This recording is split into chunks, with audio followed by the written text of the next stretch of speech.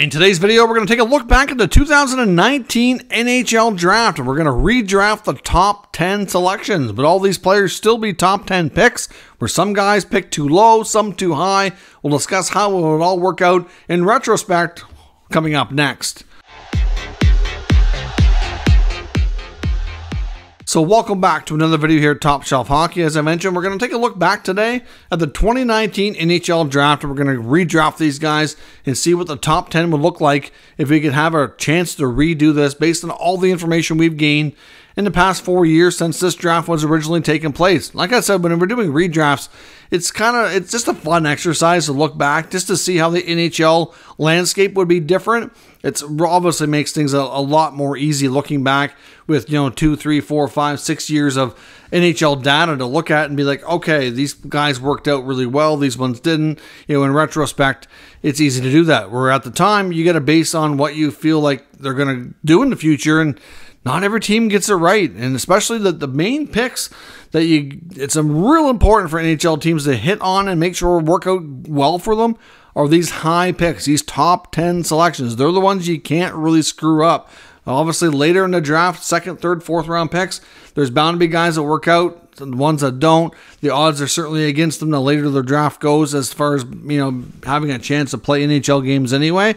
But these top picks, you got to get them right. It's real important. So before we redraft, we're going to take a look back first at the original top 10 picks. And then after we redraft, we're also going to discuss some of the players we feel are the biggest risers in this draft based on the new data we have today, and some of the biggest drops we'd see if this, of course, was redone, and which players would go much lower than they originally did as well. So let's first take a look at the original draft order here of the 2019 NHL Draft. Once again, the New Jersey Devils had some luck in the lottery getting the first overall selection. Of course, they took Jack Hughes. It was the big Hughes versus Kakko debate leading into this draft. Who would go first? For the most part, I think Hughes was kind of favored. There were the odd time and the odd person that favored Kakko. There were times when it certainly looked like it was really close. Other times when it looked like Hughes had a good lead per se. But looking back now, they're not even close to the same. I mean, obviously they're constructed differently, they're built differently, different skill sets for the some part here. But like Jack Hughes is having a ton of success, whereas Kakko for the most part has been a third line player with the Rangers and still really trying to realize and find that full potential. So at this point, it's not really close when you're looking back. But he was the first pick, and the Devils certainly didn't go wrong there. The Rangers went number 2, picking Kakko. Of course, the Big Finn was highly regarded leading into the draft and was looked upon as being a can't-miss prospect. Number 3, the Blackhawks went, I think you could say this was a little bit off the board, but not drastically, and that's Kirby Dach, who they've since traded to the Montreal Canadiens.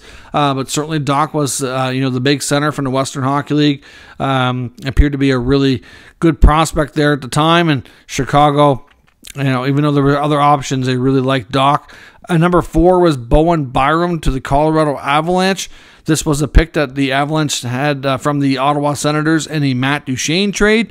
The Sens had the option of giving their 2018 or 2019 pick. The 2018 pick was protected if it was in the lottery, and they made the right choice there because they had the chance to grab Brady Tkachuk, which turned out to be their first-line winger and their captain.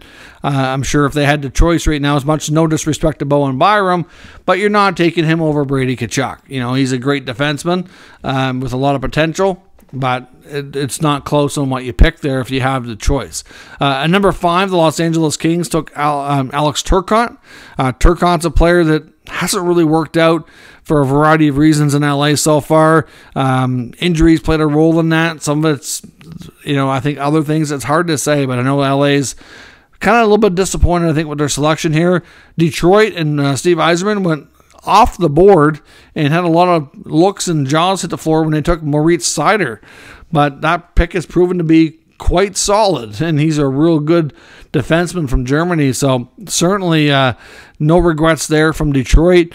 Next up we had the Buffalo Sabres, number 7, taking Dylan Cousins. He recently inked a long-term deal. Another young player and a big part of the future in Buffalo's turned out to be a good player for them so far. The Edmonton Oilers have picked at number 8, and they took Philip Broberg, another defenseman. back-to-back years when they used a defenseman first-round pick. And ultimately, Broberg, I think he could still be an NHL player. I have no doubt that the real potential's there. I don't know that he's going to be a high enough impact player, though, to justify this high of a pick.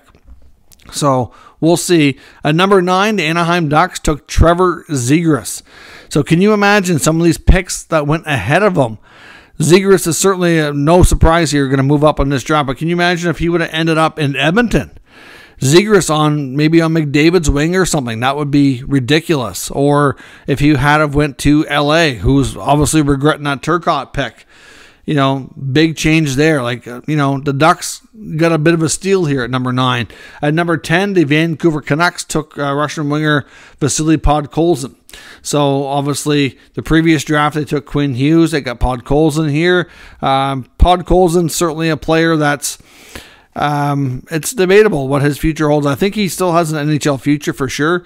But again, another player that, you know, looking back, they may regret taking as high as they did. Sometimes you get players that they have NHL careers. They prove to be NHL players. They're just not necessarily a player who should have been picked as high as they were. Hard to say, though, right?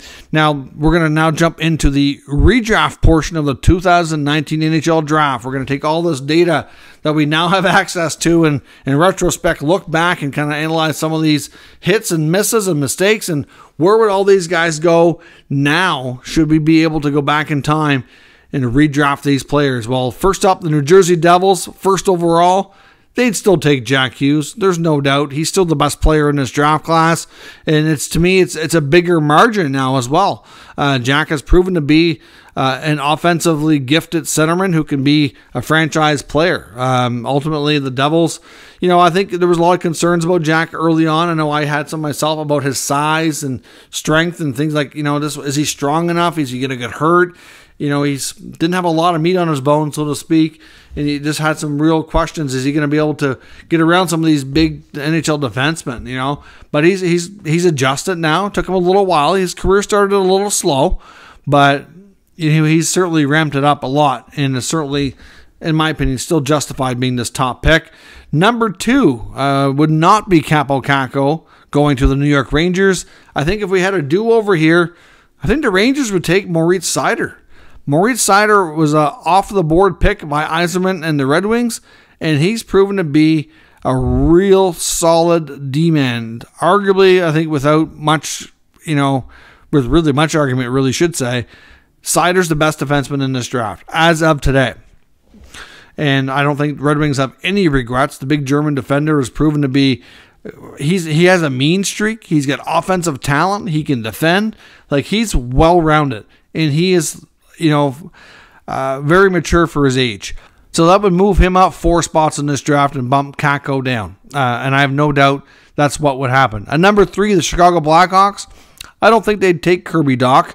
Dach's still a good player. I think he'd still be a fairly high first rounder, but not at number 3. A lot of teams made mistakes when they did not pick Cole Caufield, who ended up going to Montreal at 15. Big mistake. He's already proven people wrong. Signed long-term now with the Habs. This kid is small, yes, but he's able to score goals at a crazy pace and just has a knack for scoring and a big smile and a love and passion for the game that's contagious. Great teammate. How can you not cheer for this kid? He would go number 3 to Chicago. Can you imagine now where they just drafted Connor Bedard? Can you imagine Caufield on Bedard's wing? That would be a crazy thought. And if we redid this draft, that could be a reality. But unfortunately, this is not reality. This is just for fun. At number 4, the Colorado Avalanche. They would still consider Byram, but I think they would take Trevor Zegras. Can you imagine Zegras playing with like Nate McKinnon and Mikko Rantanen? That would be absolutely crazy. So in my redraft here, I'd have Zegras moving up 5 spots and going to number 4 to the Avalanche. Very gifted offensive player, can play center, might end up playing wing for the Ducks. It's hard to say long term exactly what the future holds for him, but he is incredibly talented. Already been on the cover of EA Sports NHL. Just real great personality, and to me would fit in any team, and I think a lot of teams probably regret passing on him as well. At number 5, the Los Angeles Kings, instead of taking Alex Turcotte, who's been a disappointment so far. They would take Matt Boldy, who would move up 7 spots. Originally, of course, went to Minnesota. Boldy had a breakout year last year as well. Really the last 2 years, to be honest. He had some good chemistry there with Fiala for a while, but with his end of his time there with the Wild. And Boldy, of course, now would go to LA in this redraft where Fiala ended up getting traded to. But Boldy is going to be a real solid scoring winger. And to me, I debated on this one. I kind of debated putting him down in number 6. I think there's a real closeness here between Boldy and Cousins. Cousins might be a little bit further ahead as far as his experience goes, but I think long-term Boldy is going to be possibly even better. Kind of, not only what they've accomplished so far, but just I think what I see happening in their ceilings as they hit the NHL, by storm and kind of become bigger players for their teams in the next couple of years. At number 6, the Red Wings wouldn't have Moritz Seider available to them, so they would take Sabres winger Dylan Cousins. So like I said, I think Cousins and Boldy here might be interchangeable depending on how you look at it. They both have pretty solid starts to their careers.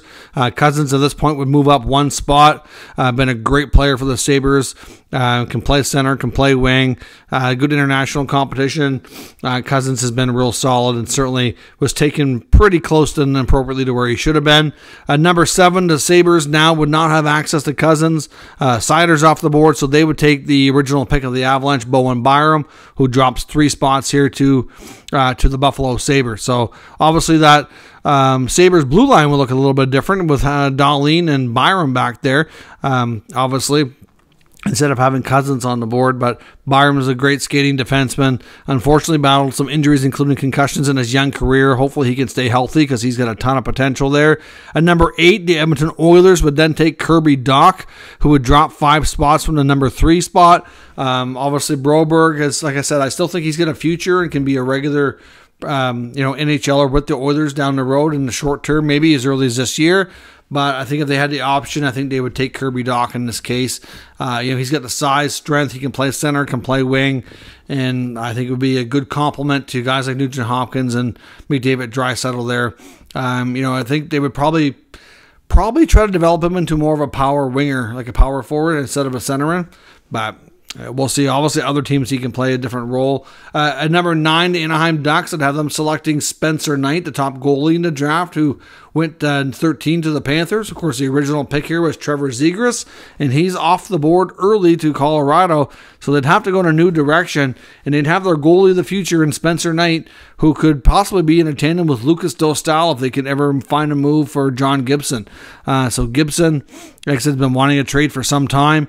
If they move him, they could go with Dostal and Knight for the future. Would be a phenomenal goaltender duo. At number 10, the Vancouver Canucks, instead of taking Vasily Podkolzin, I have them taking Kurt Ottawa Senator Shane Pinto, who was a 2nd-round pick at the time, going 32nd overall. Pinto had a solid rookie year last year. Centerman, 20-goal scorer, pretty solid, in the face-off circle defensively.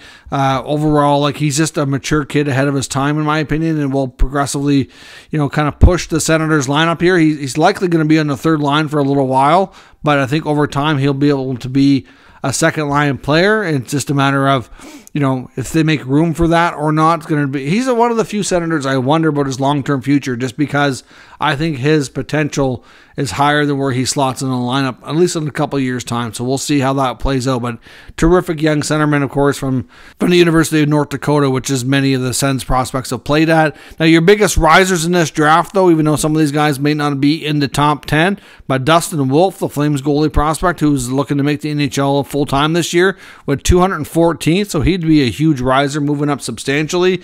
Matias Maccelli in Arizona went 98th overall, so he would certainly move up as well. Raphael Harvey Pinard, the Habs sensation, who came up late last year and was just absolutely on fire, tearing it up. He went 201st overall, so that's a huge improvement. Obviously, he would move up substantially. And, of course, Caufield moved up 12 spots. Pinto moved up 22 spots in this redraft here as well. So those are some of your biggest risers.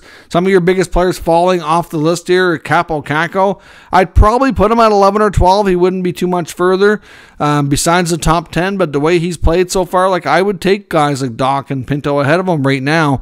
Now, if I redo this again in a couple years' time, maybe I feel differently if he continues to get better and get a bigger role in New York, or if he gets moved or whatnot, but I'd have him dropping at least 11 spots here.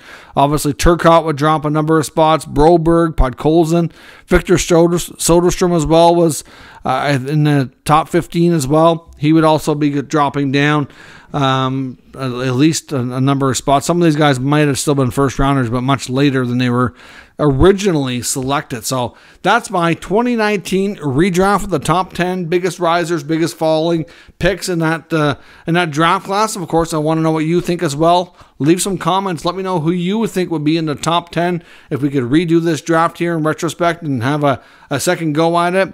And let me know what you think down in the comments. If you're new to the channel, make sure you subscribe and stick around. We'll keep you up to date with all the news, rumors, and analysis of all 32 NHL teams. Lots more videos like this talking about drafts and prospects and all kinds of other things around the NHL as well. Thank you for watching, and I'll catch you next time.